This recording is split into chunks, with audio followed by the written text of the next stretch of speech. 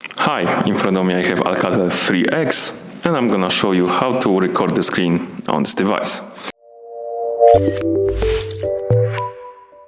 Let's start by swiping down from the top of the screen to open the quick panel, and here we have a screen recorder icon. Let's tap on it.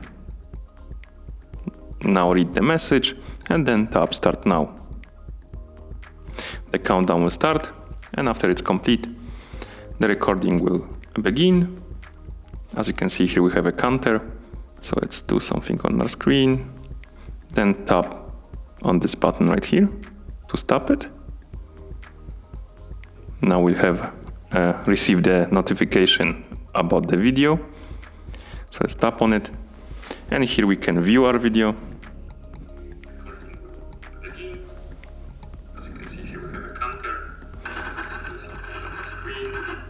We can remove it, and I believe we can also share it right here. Edit it, favorite it, and remove it.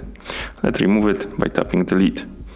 You can also go back to quick panel and touch and hold on this icon to go straight to the screen recorder settings. Here we have options like video resolution, sound, and record touch interactions.